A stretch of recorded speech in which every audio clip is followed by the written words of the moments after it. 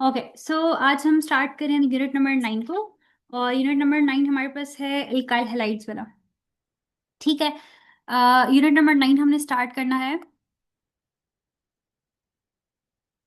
Alkyl halides. अच्छा। Alkyl halides में क्या होता है कि जब एक एक हैलोजन का रिएक्शन, एक एल्काइल का रिएक्शन आप एक हैलोजन से करवा देते हैं तो रिजल्ट में हमारे पास क्या बनता है? एक एल्काइल हैलाइड बन जाता है। ठीक है। अच्छा, अब हमारे पास एल्काइल हैलाइड्स भी होते हैं। इनको हम लोग हेलो एल्केन्स भी कहते होते हैं। और इसके अलावा हमारे पास जो है वो एराइल हैलाइड्स भी होते हैं। मीन्स कि अगर आप फॉर एग्जांपल किसी एरीन का रिएक्शन हैलोजन से करवा दें तो रिजल्ट में क्या होता है? एक एराइल हैलाइड बन जाएगा। जिसमें आपके पास क्या होता है? एराइल हैलाइड बन जाएगा। जिसमें आपके पास क्या होता है कि बेंजीन रिंग के ऊपर किसी जब आप रिएक्शन एक्स्ट्रा करवाते होते हैं तो यहाँ पे बेंजीन रिंग के ऊपर अब जो है वो हैलोजन अटैच होगा। तो इसको हम कहते होते हैं कि आपके पास क्या बन जाता है? Aryl halide. ठीक है। अच्छा, अब इस रिएक्शन इस लेक्चर का हर एक पॉइंट बहुत इंपॉर्टेंट है। हम इन सब पॉइंट्स को वन बाय वन जो है वो लर्न करेंगे। यहाँ तक कॉन्सेप्ट हो गया कि एल्काइल हैलाइड्स क्या होते हैं और एराइल हैलाइड्स क्या होते हैं। अच्छा, इसके बाद अब हमारे पास एक कॉन्सेप्ट था कि हमने फर्दर आगे चीज स्टडी की कि हमारे पास हम ये कहते हैं कि अल्काइल हैलाइड्स की भी फर्दर हमारे पास 3 कैटेगरीज होती हैं। ठीक है। 3 डिफरेंट हमारे पास इसकी क्लासेस होती हैं। इनको हम लोग क्लासेस में क्लासीफाई करते हैं। क्लासिफिकेशन इनकी होती है। The first one is the primary alkyl halide. First होता है हमारे पास प्राइमरी अल्काइल हैलाइड। अच्छा, अब ये प्राइमरी अल्काइल हैलाइड क्या होता है? जिसमें हमारे पास जिस कार्बन के साथ प्राइमरी अल्काइल हैलाइड होता क्या है? जिस कार्बन के साथ हेलोजन अटैच है डायरेक्टली, उस कार्बन के साथ फर्दर कोई और ग्रुप अटैच नहीं होगा। लाइक कोई और अल्काइल ग्रुप अटैच नहीं होगा। ठीक है। अब जिस कार्बन से अटैच है क्लोरीन, अब देखो ये डायरेक्टली इस कार्बन से अटैच है ना क्लोरीन, इस कार्बन से, और इसके साथ फर्दर कोई और अल्काइल ग्रुप अटैच नहीं है। हमारे पास हाइड्रोजन अटैच हैं लेकिन हमारे पास कोई अल्काइल ग्रुप तो अटैच नहीं है। तो इसको हम कहते होते हैं कि हमारे पास कौन सा अल्काइल हैलाइड है? प्राइमरी अल्काइल हैलाइड है। ठीक है। इसमें देखो क्या हो रहा है, ये कार्बन है, इसके साथ क्लोरीन अटैच है, ये फर्दर यहाँ पे देखो 3 हाइड्रोजन के साथ अटैच हुआ हुआ है लेकिन कोई और अल्काइल ग्रुप अटैच साथ नहीं है। तो इस कार्बन को हम कहते होते हैं प्राइमरी कार्बन। और इस प्राइमरी कार्बन से अटैच हमारे पास जो हेलोजन है, इसको हम कहते होते हैं प्राइमरी अल्काइल हैलाइड। यहां तक हो गया कॉन्सेप्ट। अब इसके बाद नेक्स्ट को देखो। प्राइमरी अल्काइल हैलाइड के बाद सेकेंड सेकेंड हमारा आता है सेकेंडरी अल्काइल हैलाइड। अब सेकेंडरी अल्काइल हैलाइड का कॉन्सेप्ट ये होता है कि जिस कार्बन के साथ जिस कार इसके इसके अलावा मैं आपको 2 एग्जांपल्स और भी दिखा देती हूँ प्राइमरी की। कि फॉर एग्जांपल अगर आपके पास चेन इस तरह से कुछ है CH2, उसके बाद आपके पास है यहाँ पे फॉर एग्जांपल क्लोरीन, और यहाँ पे CH3 है। अब देखो जिस कार्बन के साथ क्लोरीन अटैच है, जिस ये जो कार्बन है जिससे क्लोरीन अटैच है, देखो ये आपके पास लाइक ये वो कार्बन है ना, इसको हम लाइक हम प्राइमरी कार्बन, इसको हम लोग इस तरह से कहते होते हैं कि हमारे पास एल्काइल हैलाइड जिसमें प्राइमरी कार्बन, इसमें हेलोजन एटम जो है वो अटैच होता है प्राइमरी कार्बन के साथ, यानी कि वो फर्स्ट कार्बन होता है। अब अगर इसको मैं बना के दिखाऊं तो ये देखो इस एक क्लोरीन से अटैच है, यहाँ एक हाइड्रोजन है, ये भी एक हाइड्रोजन है, ये और फर्दर एक CH3। यस। अच्छा, मैं अपने कॉन्सेप्ट पे थोड़ा सा चेंज लाती हूँ। मैं आपको ये बताऊंगी कि वो फर्दर एक ग्रुप से अटैच हो सकता है। यस, प्राइमरी उसको कहते हैं। सॉरी, प्राइमरी ये नहीं होता कि उससे कोई ग्रुप अटैच ना हो, प्राइमरी होता है उससे एटलीस्ट वन ग्रुप अटैच हो। कॉन्सेप्ट में थोड़ा थोड़ा सा इसको चेंज कर रही हूँ। ठीक है। यहाँ पे देखो एक एटलीस्ट वो ग्रुप से अटैच हो सकता है, उसको हम कहते हैं प्राइमरी कार्बन। अगर आप इस एग्जाम्पल को देखें, इसके बाद हमें कोई एग्जाम्पल को देखना है कि हमारा कॉन्सेप्ट और स्ट्रॉन्ग हो जाए। अगर फॉर एग्जाम्पल आपके पास है यहाँ पे CH2, उसके बाद है यहाँ पे CH2, यहाँ पे है CH3, और यहाँ पे है Cl। अब देखो क्लोरीन जिस कार्बन से अटैच है, क्लोरीन जिस कार्बन से अटैच है वो फर्दर आगे सिर्फ एक और ग्रुप से अटैच है। मीन्स के मैक्सिमम वन ग्रुप से अटैच है, इससे ज्यादा ग्रुप से अटैच नहीं है। अगर मैं आपको सर शो करूँ, देखो ये कार्बन के साथ हाइड्रोजन हो जाएगा, यहाँ पे एक और हाइड्रोजन हो जाएगा, ये क्लोरीन अटैच हो जाएगा, और इस साइड पे देखो ये पूरा CH3 CH2 वाला ग्रुप जो है वो अटैच है। तो जिस कार्बन के साथ क्लोरीन अटैच हुआ हुआ है वो कार्बन फर्दर सिर्फ एक ही ग्रुप से अटैच है, सिर्फ एक ही अल्काइल ग्रुप से अटैच होगा। इसको हम कहते होते हैं कि प्राइमरी कार्बन। और प्राइमरी कार्बन से अटैच हाइड्रोजन को हम लोग कहते हैं प्राइमरी अल्काइल हैलाइड। ठीक है। ये कॉन्सेप्ट हो गया हमारे पास प्राइमरी अल्काइल हैलाइड का।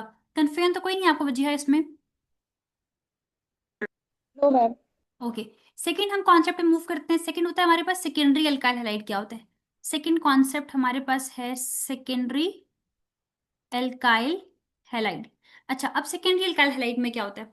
सेकेंडरी अल्काइल हैलाइड में ये होता है कि फॉर एग्जांपल ये कार्बन है, इससे अटैच क्लोरीन है, अब ये वाला carbon further to alkyl group से अटैच होगा, तो इस कार्बन को हम कहते होते हैं कि ये हमारे पास क्या है, सेकेंडरी अल्काइल हैलाइड है। यहाँ पे आपने कोई मस्ट है कि आपने कोई हाइड्रोजन वगैरह अटैच करते हैं, आप कोई और अल्काइल ग्रुप अटैच नहीं कर सकते। मीन्स के जिस कार्बन के साथ क्लोरीन अटैच है वो carbon further to alkyl group से अटैच होगा, तो उसको हम कहते होते हैं कि वो हमारे पास सेकेंडरी कार्बन है। और अगर इस पूरे कंपाउंड को कहें तो हमारे पास ये बन जाता है सेकेंडरी अल्काइल हैलाइड। ठीक है।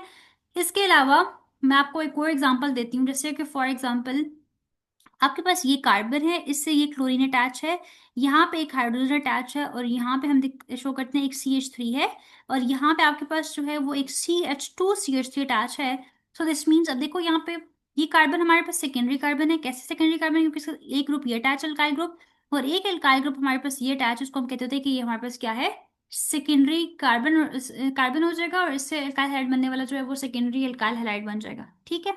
अच्छा, इसके बाद हमारे पास मीन्स के जिस जिस कार्बन के साथ क्लोरीन अटैच है, जिस कार्बन से हैलाइड अटैच है, वो सेकेंडरी कार्बन है, वो फर्दर टू और ग्रुप्स के साथ, टू और अल्काइल ग्रुप से अटैच है।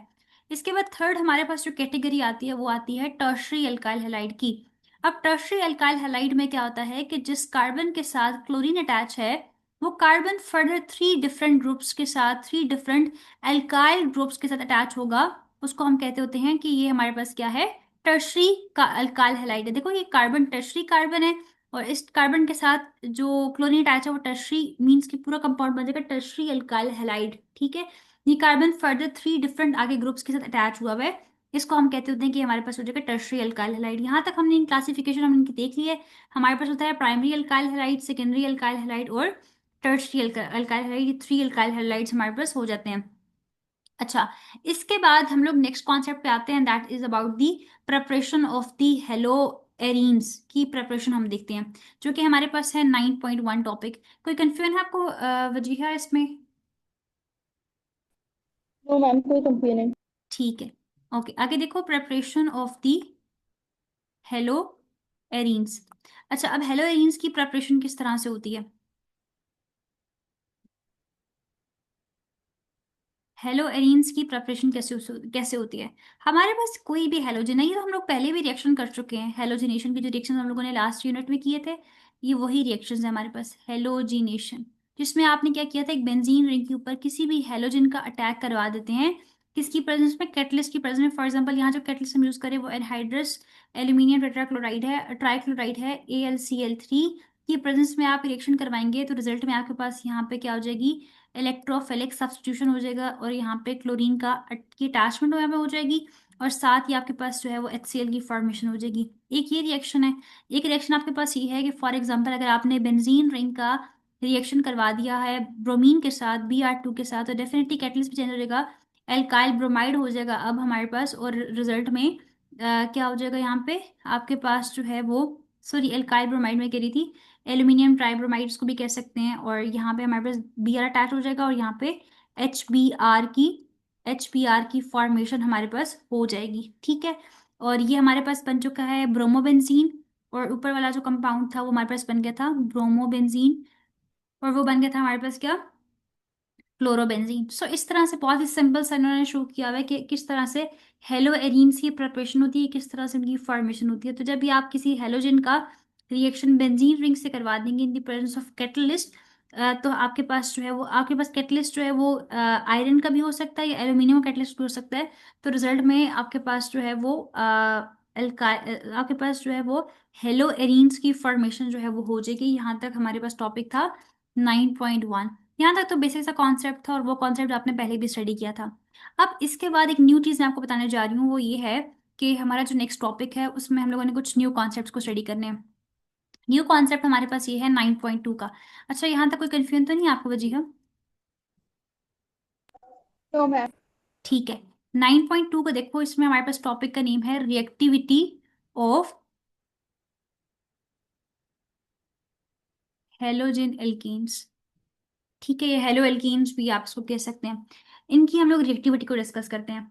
अच्छा, अब हमारे पास क्या होता है, हमारे पास कॉन्सेप्ट कुछ इस तरह से है कि एक तरफ हमारे पास हम डिस्कशन करेंगे एल्काइल हैलाइड्स की, और एक तरफ हम डिस्कस करेंगे एराइल हैलाइड्स को।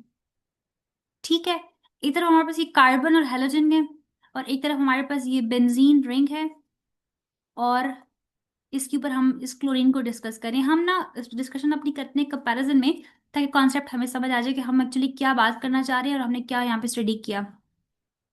अगर आप ये बात देखो कि यहाँ पे आपके पास है कार्बन और हेलोजन, ठीक है। आपको पता है कि हेलोजन क्या होता है? हेलोजन हमारे पास हाईली इलेक्ट्रोनेगेटिव होता है। ये हमारे पास क्या होता है? हाईली इलेक्ट्रोनेगेटिव होता है। और जो हाईली इलेक्ट्रोनेगेटिव होता है उसके पास ये एबिलिटी होती है कि वो इलेक्ट्रॉन्स को अपनी तरफ अट्रैक्ट करने की एबिलिटी रखता है। जब ये अपनी तरफ तमाम के तमाम इलेक्ट्रॉन्स को, जो एक इलेक्ट्रॉन कार्बन का और एक हेलोजन ने बॉन्ड बनाया हुआ है, ये कार्बन को के इलेक्ट्रॉन को अपनी तरफ अट्रैक्ट करने की एबिलिटी रखता है, जिसकी वजह से क्या होगा कि कार्बन पे चार्ज जो है वो पार्शियल पॉजिटिव आ जाएगा और इस पे चार्ज पार्शियल नेगेटिव आ जाएगा। मीन्स के इस ये थोड़ा बहुत as compare to carbon electron rich हो चुके हैं। ये इसने ऑलमोस्ट 70% जो इलेक्ट्रॉन कार्बन का था वो भी अपनी तरफ इसने उसको भी अट्रैक्ट कर लिया। अब ऑलमोस्ट जो हमारे पास दोनों इलेक्ट्रॉन्स हैं वो तकरीबन इस हेलोजन के बन चुके हैं। कार्बन के पास एक डेफिशिएंसी आ चुकी है, पार्शियल डेफिशिएंसी आ चुकी है। अब क्या होता है कि इस डेफिशिएंसी की वजह से क्या होता है कि हमारे पास कोई भी बाहर से न्यूक्लियोफाइल आता है, कोई भी बाहर से न्यूक्लियोफाइल आता है और इस कार्बन के ऊपर अटैक करता है। क्योंकि कार्बन के पास एक डेफिशिएंसी है, कार्बन पे चार्ज है वो पार्शियल पॉजिटिव का आ चुका है इस वजह से। और हाइड्रोजन के अटैचमेंट की वजह से ही पार्शियल पॉजिटिव चार्ज है, क्योंकि हाइड्रोजन जो है वो हाईली इलेक्ट्रोनेगेटिव होते हैं। तो न्यूक्लियोफाइल के पास इलेक्ट्रॉन्स हैं। न्यूक्लियोफाइल का हमें पता है कि न्यूक्लियोफाइल कौन होता है? जो कि अपने इलेक्ट्रॉन्स डोनेट कर सकता है, दे डोनेट देयर इलेक्ट्रॉन्स। और इसके अलावा हम इनके बारे में ये कहते होते हैं कि ये हमारे पास इलेक्ट्रॉन रिच होते हैं। तो अब कोई भी न्यूक्लियोफाइल आएगा और वो इस कार्बन के साथ बॉन्डिंग करके, इस कार्बन से रिएक्शन करके हेलोजन को यहाँ से रिमूव कर देगा। ठीक है, तो आपने ये चीज याद रखनी है कि हमारे पास जो हमने यहाँ से पॉइंट कंक्लूड किए, या हम क्या यहाँ पे एक्चुअली स्टडी कर रहे थे, हम इस पॉइंट को डिस्कस कर रहे हैं कि हमारे पास जो एल्काइल हैलाइड्स होते हैं, इनके बारे में हम ये कहते होते हैं कि दे show nucleophilic nucleophilic substitution reactions. ये न्यूक्लियोफिलिक सब्स्टिट्यूशन रिएक्शन शो करते हैं, एल्काइल हैलाइड्स जो हैं ये शो करते हैं। अगर हम रिएक्शन की बात करें तो यहाँ पे रिएक्शन क्या हो रहा है? यहाँ पे रिएक्शन ये हो रहा है कि ये कार्बन और हेलोजन है, यहाँ पे पड़ा हुआ एक न्यूक्लियोफाइल। जब ये इलेक्ट्रॉनिक डेंसिटी को इस तरह पुल करता है, इस पर चार्ज पार्शियल पॉजिटिव, इस पर चार्ज पार्शियल नेगेटिव का आता है, तो ये न्यूक्लियोफाइल जाके अटैक कर देगा इस कार्बन के ऊपर। रिजल्ट में ये बॉन्ड ब्रेक हो जाएगा, ये इलेक्ट्रॉन यहाँ से ले जाएगा, और रिजल्ट में कार्बन ने न्यूक्लियोफाइल के साथ बॉन्ड बना दिया, और हेलोजन जो है वो यहाँ से उन इलेक्ट्रॉन्स को लेके यहाँ से रिमूव हो चुका है। ठीक है, तो यहाँ पे एक्चुअली क्या हुआ है? यहाँ पे कोई न्यू बॉन्ड तो नहीं बना, यहाँ पे तो हमारे पास सब्स्टिट्यूशन हुई है। और क्या चीज सब्स्टिट्यूट हुई है? हमारे पास न्यूक्लियोफाइल सब्स्टिट्यूट हुआ है। तो इन रिएक्शंस को हम कहते हैं nucleophilic substitution reactions. This means कि जो हमारे पास एल्काइल हैलाइड्स हैं वो न्यूक्लियोफिलिक सब्स्टिट्यूशन रिएक्शंस शो करते हैं। ठीक है, कॉन्सेप्ट ये मैंने आपको बताना था। यहाँ तक क्लियर हो गया आपको वजीहा? Yes. ठीक है। अच्छा, आगे देखो। अब हम लोग इसको जो डिस्कस कर रहे थे कंपैरिजन में, वो पॉइंट अब ये है। अब उसके बाद सेकंड को देखते हैं।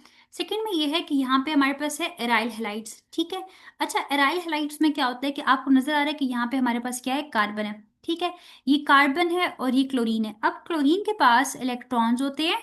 अब कार्बन और क्लोरीन में क्या होगा कि ये इलेक्ट्रॉन्स अपने देगा इस रिंग को। इसके पास जो लॉन पेयर ऑफ इलेक्ट्रॉन है क्लोरीन के पास, जो लॉन पेयर ऑफ इलेक्ट्रॉन है, वो क्लोरीन अपने लॉन पेयर ऑफ इलेक्ट्रॉन्स इस रिंग को देगा। और रिंग की जो डेंसिटी है, इलेक्ट्रॉनिक डेंसिटी जो है, उसको इंक्रीज कर देगा। इलेक्ट्रॉनिक डेंसिटी जो है वो हमारे पास रिंग की इंक्रीज हो जाएगी। और जब रिंग की इलेक्ट्रॉनिक डेंसिटी इंक्रीज हो जाएगी, दिस मीन्स कि अब जो कार्बन, अच्छा, रिंग को जब ये इलेक्ट्रॉनिक डेंसिटी इंक्रीज करेगा, दूसरी बात जब ये रिंग को ये इलेक्ट्रॉन्स देगा। अब बात बहुत गौर से समझने वाली है कि जब इसने इलेक्ट्रॉन्स अपने रिंग को दिए तो यहाँ पे एक एक डबल बॉन्ड, एक बॉन्ड क्रिएट हो जाएगा। अगर हम यही दो इलेक्ट्रॉन्स जो क्लोरीन के ऊपर हैं, अगर इसको शिफ्ट करें इस रिंग को, तो यहाँ पे फर्स्ट ऑफ ऑल तो यहाँ पे एक डबल बॉन्ड क्रिएट होगा। ठीक है, एक एक टेम्पररी सा डबल बॉन्ड क्रिएट होगा। इस बेसिस पे हम ये कहते हैं कि यहाँ पे एराइल हैलाइड्स के अंदर कार्बन और क्लोरीन के मिड में जो बॉन्ड है, ये हमारे पास क्या है? ये पार्शियल डबल बॉन्ड है। ये बात याद रखिएगा कि ये हमारे पास कौन सा बॉन्ड है, ये सिंगल बॉन्ड नहीं है, ये पार्शियल डबल बॉन्ड है। ना ही ये डबल बॉन्ड वाली करेक्टर शो करता है, लेकिन इसमें पार्शियल डबल बॉन्ड वाली करेक्टर करेक्टर आता है। अच्छा, जिसकी वजह से हम ये कहते हैं कि चूंकि इसमें पार्शियल डबल बॉन्ड आ चुके हैं, तो हम कहते हैं कि ये बॉन्ड पार्शियल डबल बॉन्ड होता है, ये शॉर्टर बॉन्ड होता है। ठीक है, ये फर्स्ट ऑफ ऑल ये शॉर्टर होता है, दूसरी बात ये बहुत स्ट्रॉन्ग बॉन्ड होता है। अच्छा, बहुत से बच्चे इस पॉइंट पे कंफ्यूज होते हैं कि मैम इसमें इसका तो सेकंड बॉन्ड हमारे पास जो है वो पाई बॉन्ड होता है, पाई बॉन्ड वीक बॉन्ड होता है, इजीली टूट ब्रेक हो जाएगा, यहाँ पे कोई भी चीज आके रिएक्ट कर जाएगी। लेकिन हम बात कर रहे हैं पाई बॉन्ड की नहीं, हम बात कर रहे हैं डबल बॉन्ड की, कि डबल बॉन्ड जो है या पार्शियल डबल बॉन्ड जो है ये हमारे पास स्ट्रांग है। ठीक है, ये दोनों बॉन्ड्स मिलके बहुत स्ट्रांग हो जाते हैं, ये स्ट्रांग होते हैं। इनको इनको ब्रेक करना बहुत बहुत ही हार्ड होता है, हार्डर टू ब्रेक, बहुत मुश्किल से इनको हम लोग ब्रेक करते हैं। इस वजह से क्या होता है कि ये यहाँ से ब्रेक करके क्लोरीन सेपरेट होके न्यूक्लियोफाइल यहाँ पे अटैक नहीं कर सकता। सो दिस मीन्स जो चीज़ हम लोगों ने पढ़नी थी वो ये पॉइंट था कि हमारे पास जो एराइल हैलाइड्स होते हैं, ये हमारे पास न्यूक्लियोफिलिक एराइल हैलाइड्स जो हैं ये हमारे पास न्यूक्लियोफिलिक सब्स्टिट्यूशन रिएक्शन शो नहीं करते, they just show electrophilic substitution reactions. ये इलेक्ट्रोफिलिक सब्स्टिट्यूशन रिएक्शन शो करेंगे, ये न्यूक्लियोफिलिक सब्स्टिट्यूशन रिएक्शन शो नहीं करते। ठीक है, यहाँ पे हम लोगों ने इन दो पॉइंट्स को स्टडी करना था कि हमारे पास जो एल्काइल हैलाइड्स हैं वो न्यूक्लियोफिलिक रिएक्शन शो करते हैं, क्योंकि उसमें क्या होगा, उसमें पोलैरिटी आ जाती है। पोलैरिटी रीजन है कि एल्काइल हैलाइड्स जो हैं वो रिएक्टिव होते हैं। पोलैरिटी ये बताती है कि हमारे पास जो हेलोजन है वो हाईली इलेक्ट्रोनेगेटिव था, उसने पोल्स क्रिएट कर दिए थे, हेलोजन पार्शियल नेगेटिव हो गया था, कार्बन पार्शियल पॉजिटिव बन गया था। कार्बन की डेफिशिएंसी को ओवरकम करने के लिए न्यूक्लियोफाइल वायरस आया, उसने आके उसके ऊपर अटैक किया, तो उसने एक न्यू यहाँ पे कार्बन और न्यूक्लियोफाइल का बॉन्ड क्रिएट हो गया। तो हम ये कहते हैं कि हमारे पास जो अल्काइल हैलाइड्स है वो न्यूक्लियोफिलिक सब्स्टिट्यूशन रिएक्शन शो करते हैं। लेकिन अगर हम बात करें यहाँ पे एराइल हैलाइड्स की, तो एराइल हैलाइड्स में हमारे पास क्या होता है कि यहाँ पे क्लोरीन अटैच है, और क्लोरीन की अटैचमेंट की वजह से यहाँ पे क्लोरीन पे जो लॉन पेयर ऑफ इलेक्ट्रॉन्स है, जब अपने लॉन पेयर इलेक्ट्रॉन इस रिंग को देगा तो रिंग की तो डेंसिटी इंक्रीज कर जाएगी। दूसरी बात है, जब रिंग पे ये इलेक्ट्रॉन्स आएंगे डबल बॉन्ड की फॉर्म में, तो शो किया ये कॉन्सेप्ट बनता है यहाँ पे कि कार्बन और क्लोरीन के दरम्यान के मिड में एक partial double bond character show हो रहा है। ठीक है, और जो डबल बॉन्ड है ये बहुत ही शॉर्टर और बहुत ही स्ट्रॉन्गर होता है, जिसकी वजह से इसको ब्रेक करना बहुत ही हार्ड है। और जब बहुत हार्ड है इसको ब्रेक करना, तो दिस मीन्स कि अब कार्बन क्लोरीन को अपने आप सेपरेट नहीं होने देगा, यहाँ पे किसी न्यूक्लियोफाइल का अटैक नहीं होगा, और न्यूक्लियोफाइल का अटैक नहीं होगा तो दिस मीन्स कि एराइल हैलाइड्स जो हैं ये nucleophilic reaction substitution reaction show नहीं करते, बल्कि they only show electrophilic substitution reaction. इसका आपने रिएक्शन देखा था ना कि ये आपके पास इलेक्ट्रोफिलिक रिएक्शन शो करते हैं, तो याद रखिएगा कि aryl halide show nucleophilic substitution reaction show नहीं करते। आपकी जो बुक में ये जो टॉपिक नंबर 9.2 इसका सारा कॉन्सेप्ट आपके पास यही था। ठीक है, नीचे जो आपको उन्होंने एग्जांपल दी हुई रिएक्शन की उसमें भी आपको ये शो करे कि आपके पास ये जो एक है ना एराइल हैलाइड है जिसमें बेंजीन रिंग पे क्लोरीन अटैच है, क्लोरोबेंजीन जो है, तो उसका यही शो करेगा देखो इसमें इलेक्ट्रोफिलिक सब्स्टिट्यूशन रिएक्शन हो रही है, यहाँ पे कोई न्यूक्लियोफाइल आके अटैक नहीं करता। ठीक है, तो याद रखिएगा कि एराइल हैलाइड जो है वो न्यूक्लियोफिलिक रिएक्शन शो नहीं करते। कॉन्सेप्ट क्लियर हो गया यहाँ तक?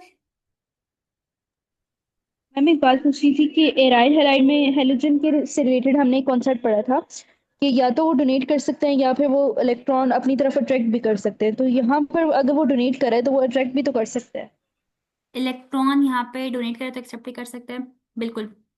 लेकिन हमारे पास दो कॉन्सेप्ट होते हैं, एक कॉन्सेप्ट होता है हमारे पास के एक होती है हमारे पास रेजोनेंस, एक होती है हमारे पास इंडक्टिव इफेक्ट।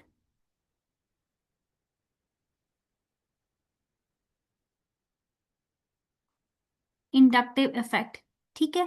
अच्छा, अब यहाँ पे क्या होता है कि यहाँ पे और एक होती है हाइपर कंजुगेशन, ये तीन कॉन्सेप्ट्स होते हैं। ठीक है, यहाँ पे अगर आप देखो तो क्लोरीन बहुत ज्यादा हाईली इलेक्ट्रोनेगेटिव एलिमेंट है, ये बहुत हाईली इलेक्ट्रोनेगेटिव होने की वजह से इसके अंदर ये एबिलिटी है कि ये अट्रैक्ट कर सकता है। लेकिन इसमें एक पॉजिटिव करेक्टर ये भी आ चुका है कि ये अपने लॉन पेयर ऑफ इलेक्ट्रॉन्स को दे सकता है। ठीक है, बेशक इसके अंदर अट्रैक्ट करने की एबिलिटी भी है, लेकिन इसके पास ये एबिलिटी भी तो है नहीं कि अपने lawn pair of electrons they सकता है। तो ये प्रेफर लॉन पेयर को करेगा, ये अट्रैक्ट करने को प्रेफर इसलिए नहीं करता क्योंकि अगर आपके पास ये इस क्लोरीन के पास ये एबिलिटी ना होती ना लॉन पेयर की, तो डेफिनेटली इसने अट्रैक्ट कर लेना था और इसने यहाँ से इलेक्ट्रॉन्स विदड्रॉ करके निकाल के ले जाने थे। अगर किसी चीज के पास हमेशा याद रखिएगा ड्यूल नेचर होती है, तो हमेशा वो काम करता है जिसके अंदर पॉजिटिव नेचर वाला काम होता है। यहाँ पे इस ये अप्लाई करेगा कॉन्सेप्ट हमारे पास कौन सा, रेजोनेंस का कॉन्सेप्ट अप्लाई करेगा। फिर इंडक्टिव इफेक्ट भी यहाँ पे अप्लाई होगी कि इलेक्ट्रॉन्स की शिफ्टिंग होगी, ये जो इलेक्ट्रॉन्स है शिफ्ट होगी इस बेंजीन रिंग के ऊपर। ये दो कॉन्सेप्ट ज्यादा हाइप में जाएंगे एज कम्पेयर टू के ये यहाँ से अपनी इलेक्ट्रोनेगेटिविटी का कॉन्सेप्ट यहाँ पे अप्लाई करे, पोल्स क्रिएट कर दे। वो कॉन्सेप्ट इतना डोमिनेट नहीं करेगा क्योंकि इसके पास ड्यूअल नेचर है, इसके पास दोनों करेक्टर हैं। ये अपना अपने दोनों फंक्शन शो कर सकता है यहाँ पे, लेकिन चूंकि एक पॉजिटिव फंक्शन इसके पास है तो पॉजिटिव हमेशा डोमिनेट करता है। ये आप केमिस्ट्री में एक बात मेरी लिख लीजिएगा और याद भी रखिएगा, जहां पे भी कभी भी दो अगर कोई चीज ऐसी आ जाती है जो दोनों जिसके पास दोनों करेक्टर हैं। जैसे अब हमारे पास देखो पीछे हमने भी चीज स्टडी की थी कि जो हेलोजेंस आते हैं उनको हम कहते हैं कि हाँ, ये रिंग को डीएक्टिवेट भी करते हैं। और दूसरी बात हम इनको कहते हैं कि ऑर्थो पैरा पे भी अटैक करते हैं। तो देखो उसकी ड्यू नेचर थी तो उसने ऑर्थो पैरा पे अटैक करवाया है। उसकी जो ड्यूल नेचर थी उसकी वजह से उसने ऑर्थो पैरा पे अटैक करवाया, उसने मेटा पे अटैक नहीं करवाया। तो जब भी किसी चीज के पास अगर उसकी दो नेचर आ जाती हैं तो हमेशा वो अपने पॉजिटिव का यूज जरूर करेगा। और रिजल्ट में यहाँ पे भी आपके पास यही हो रहा है कि एराइल हैलाइड्स जो है वो रिएक्शन शो नहीं करते क्योंकि उनके पास एक स्पेस थी कि जो लॉन पेयर ऑफ इलेक्ट्रॉन्स हैं वो इसके ऊपर आके डबल बॉन्ड यहाँ पे क्रिएट कर देंगे। और जब डबल बॉन्ड बनेगा तो उसकी वजह से क्या होगा कि यहाँ पे रिएक्शन पॉसिबल नहीं होगा, यहाँ पे सिर्फ इलेक्ट्रोफिलिक रिएक्शन होगा, न्यूक्लियोफिलिक सब्स्टिट्यूशन रिएक्शंस नहीं हो पाएंगे। ठीक है। तो बेशक इसके ड्यूल नेचर है, दोनों काम ही कर सकता है, लेकिन एक पॉजिटिव अगर इसके पास चीज आ रही है तो उसको यूटिलाइज जरूर करता है। Okay ma'am. ओके, इसके बाद जो नेक्स्ट हमारे पास आता है कॉन्सेप्ट वो हमारे पास आ जाएगा रिएक्शंस ऑफ दी। अच्छा, नेक्स्ट हमारे पास आता है 9.3। इसमें हम स्टडी करेंगे reactions of the hello alkenes,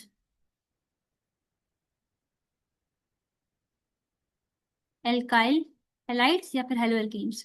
अच्छा, हम इसके रिएक्शंस क्यों पढ़े हैं? आपको पता है कि कार्बन और क्लोरीन के, कार्बन और हेलोजन के मिड में एक पोलैरिटी का पॉइंट आ रहा है कि जो हेलोजन है ये मोर हाईली इलेक्ट्रोनेगेटिव है।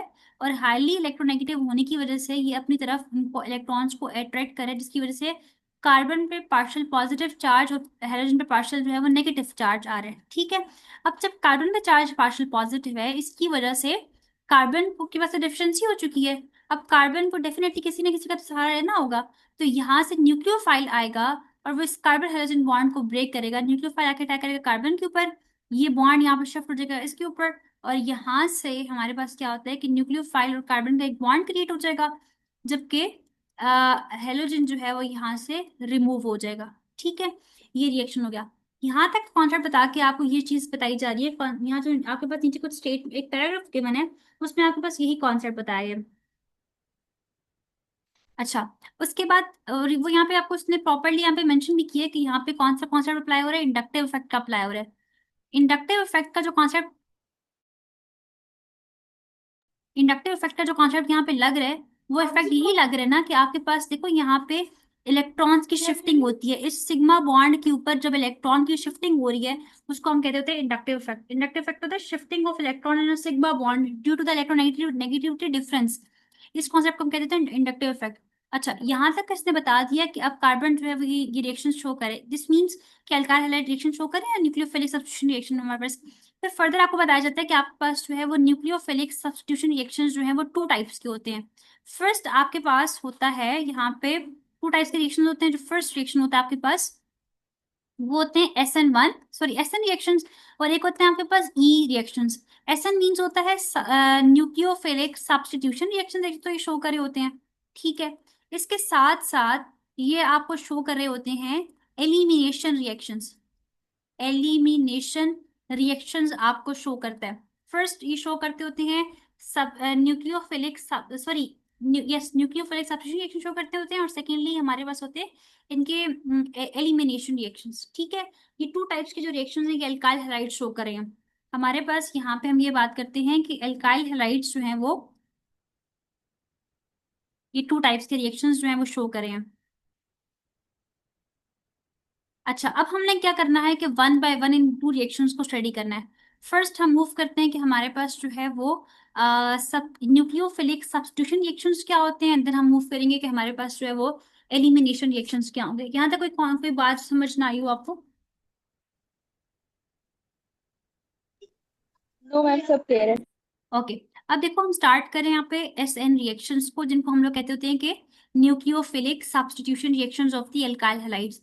फर्स्ट मैं आपको यहाँ पे इसकी केमिकल इक्वेशन जो है वो लिख के बता रही हूँ कि कार्बन और हेलोजन है, और यहाँ पे अटैक होता है न्यूक्लियोफाइल का। जब न्यूक्लियोफाइल का अटैक होता है यहाँ से बॉन्ड शिफ्ट हो जाएगा, रिजल्ट में हमारे पास कार्बन के साथ न्यूक्लियोफाइल जाके अटैच हो जाएगा और हाइड्रोजन जो है वो हमारे पास सेपरेट हो जाएगा। इसने अपने इलेक्ट्रॉन्स, जो दोनों इलेक्ट्रॉन्स ये वाले थे, ये लेके चला गया हेलोजन, ठीक है, इसके पास electron, lone pair of electron आ जाएगा।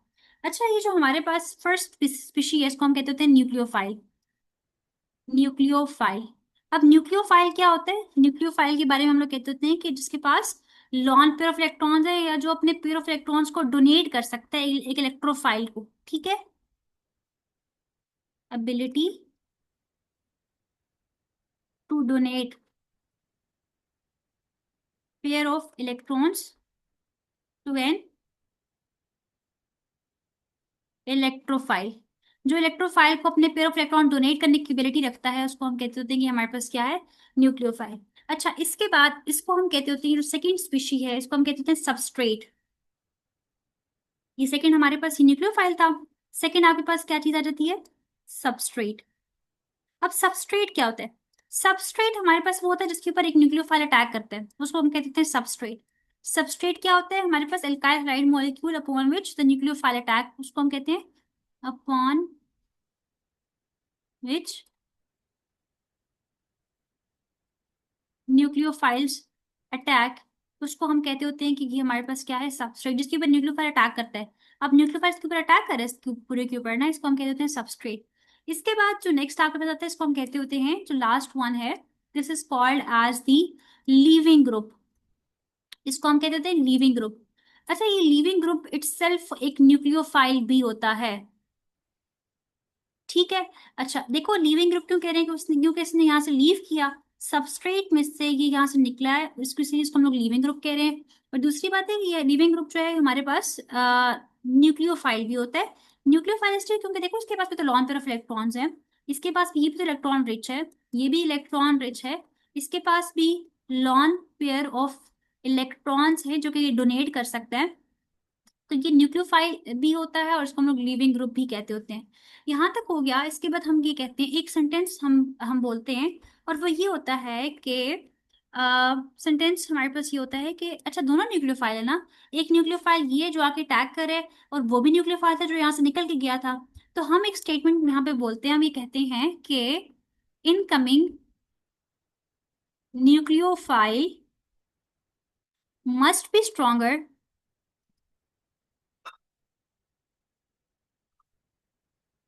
देन दी डिपार्टिंग वन।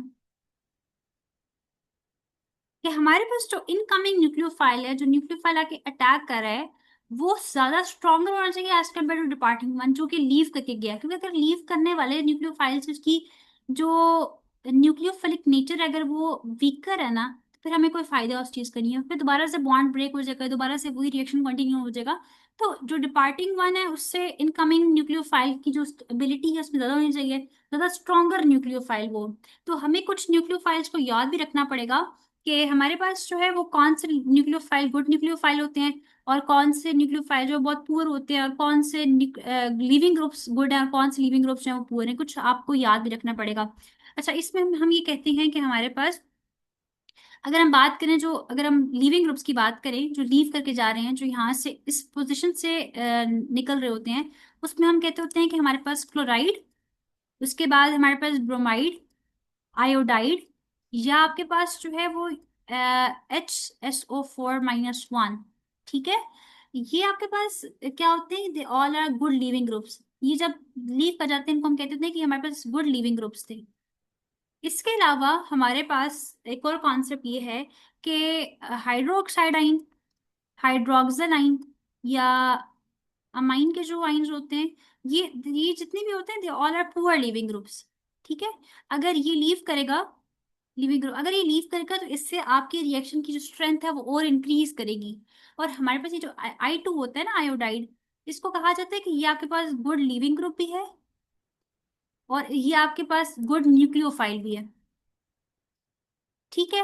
ये गुड लिविंग ग्रुप भी है और ये गुड न्यूक्लियोफाइल भी है। इन इन पॉइंट्स को पढ़ने का मकसद ये है कि आप जब कोई न्यू न्यूक्लियोफाइल आके इसके ऊपर अटैक करवा रहे हैं, जो न्यूक्लियोफाइल आपने डिसाइड करना है कि जिसने आके इस कार्बन के ऊपर रिएक्शन करना है, कार्बन को अपने इलेक्ट्रॉन्स डोनेट करने हैं, उसकी जो स्ट्रेंथ है वो एज कंपेयर टू इस हेलोजन के, उसकी स्ट्रेंथ ज्यादा होनी चाहिए। तो इसके लिए जरूरी है कि आपको कुछ का पता होना चाहिए कि कौन से न्यूक्लियोफाइल की जो स्ट्रेंथ है वो बहुत ज्यादा है और कौन से ऐसे न्यूक्लियोफाइल की स्ट्रेंथ कम है। तो मैं आपको एक टेबल शेयर करूंगी जिसपे आपको एक टेबल बना होगा, जिसमें आपके पास ये शो हुआ होगा कि कौन सी न्यूक्लियोफाइल सबसे ज्यादा स्ट्रेंथ सबसे ज्यादा है, फिर कम किसकी है, फिर उससे कम, उससे कम, उससे कम। तो उसके अकॉर्डिंगली उसको अगर आप ये दफा याद रख लें, तो आपको रिएक्शंस में कभी भी कंफ्यूजन नहीं होती कि हमारे पास हम लोग इस रिएक्शन को रॉन्ग तो नहीं करेंगे। लाइक ऐसा तो नहीं है कि हम लोग जो इनकमिंग न्यूक्लियोफाइल के अटैक कर रहे हैं और जो लिविंग ग्रुप निकल चुका है, तो इनकमिंग न्यूक्लियोफाइल उसकी स्ट्रेंथ कम हुआ as compare to the departing one.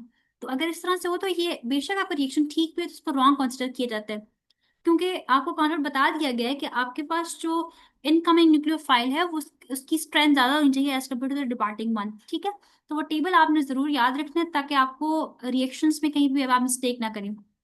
यहाँ तक हो गया। इसके बाद जो नेक्स्ट पॉइंट है मूव करते हैं, लेकिन उससे पहले कोई कंफ्यूजन है आपको यहाँ तक? मैंने ये पूछा था कि इसके अंदर इनका साइज या पोलराइजेबिलिटी इनको अफेक्ट करती है। साइज या पोलराइजेबिलिटी किस तरह से? मतलब कहाँ पे किस उसमें आप कहेंगे साइज? न्यूक्लियोफाइल की बात करें, न्यूक्लियोफाइल का साइज और उसकी polarisability. Yes ma'am, attacking nucleophile का अगर साइज बड़ा होगा तो वो ज्यादा अच्छे से उसको ऑक्युपाई कर सकेगा। हाँ, वो फैक्टर्स आते हैं, साइज हो जाता है, पोलराइजेबिलिटी का फैक्टर आता है, जिसका साइज ज्यादा बड़ा होगा डेफिनेटली वो ज्यादा अच्छी तरह से अटैक करेगा, वो उसको कंप्लीटली हर साइड से कवर कर लेगा। तो साइज का इफेक्ट होता है, पोलराइजेबिलिटी का भी इफेक्ट होता है। अगर कोई बहुत ही स्ट्रॉन्ग हेलोजन वाला आ जाएगा, तो ऐसा कंपाउंड जिसके साथ हेलोजन अटैच है वो बहुत ही स्ट्रॉन्ग हेलोजन है, फॉर एग्जाम्पल फ्लोरीन आ जाता है, जिसकी फ्लोरीन की इलेक्ट्रोनेगेटिविटी बहुत हाई होती है, तो डेफिनेटली वो क्या करेगा, वो तमाम के तमाम जितने भी हमारे पास इलेक्ट्रॉन्स होंगे उनको अपनी तरफ पुल कर लेगा। और पुल करने के बाद वो इस कार्बन को क्या आके प्रोवाइड करे, वो जब खुद इटसेल्फ कार्बन से आके अटैच होगा तो वो कार्बन की जो डेंसिटी है, इलेक्ट्रॉनिक डेंसिटी, उसको भी डिक्रीज कर देगा। ठीक है, तो हम ऐसे फ्लोरीन वगैरह को अटैच नहीं करवाएंगे। आयोडीन को जो हमने कहा है कि बहुत ही गुड लिविंग ग्रुप भी है, गुड न्यूक्लियोफाइल भी है, तो गुड न्यूक्लियोफाइल क्यों कह रहे हैं, क्योंकि आपको पता है कि आयोडीन की जो इलेक्ट्रोनेगेटिविटी होती है as compare to fluorine, chlorine, bromine सबसे बहुत ही कम होती है। ठीक है, अब उसके पास कम है जिस मीन उसकी पोलराइजेबिलिटी भी कम है, वो उसके पास इलेक्ट्रॉन्स को अपनी तरफ पुल करने की एबिलिटी भी कम है, तो जिसकी वजह से वो इसको आके कुछ स्टेबिलिटी प्रोवाइड कर सकते हैं। ऐसा तो ना होना कि हम कोई ऐसा ग्रुप यहाँ पे अटैच करें जो आके इटसेल्फ को इसकी जो बाकी बच्ची कुची हमारे पास उसकी जो स्ट्रेंथ थी कार्बन की उसको भी निकाल के ले जाए, तो हमने ऐसे तो ग्रुप अटैच यहाँ पे नहीं करना। तो पोलराइजेबिलिटी हो गई या साइज फैक्टर्स हो गए, ये सब इस पे इफेक्ट कर रहे होते हैं। वन बाय वन आगे जाके हमारे टॉपिक भी आएगा बल्कि, कि factor affecting the nucleophilic nature, कौन से फैक्टर है जिनको हम देखते हुए न्यूक्लियोफाइल को डिसाइड करते हैं कि कौन सा न्यूक्लियोफाइल हम लोगों ने यहाँ पे अटैच करवाना है, तो हम उनको देखेंगे। ठीक है। Yes ma'am. अच्छा, अब इसके बाद जो नेक्स्ट पॉइंट आता है वो हमारे पास क्या है कि हमारे पास न्यूक्लियोफिलिक रिएक्शंस टू स्टेप्स पे होते हैं। कुछ न्यूक्लियोफिलिक रिएक्शन होते हैं जिनके टू स्टेप्स होते हैं, कुछ के वन स्टेप न्यूक्लियोफिलिक रिएक्शंस होते हैं। अब हमारे पास फॉर एग्जांपल हम कहते हैं कि हमारे पास जो है वो टोटल टू स्टेप्स होते हैं डेफिनेटली। कुछ रिएक्शंस में वन होता है लेकिन कुछ में टू भी होते हैं, लेकिन हम देखते हैं कि दोनों को स्टडी कर लेते हैं।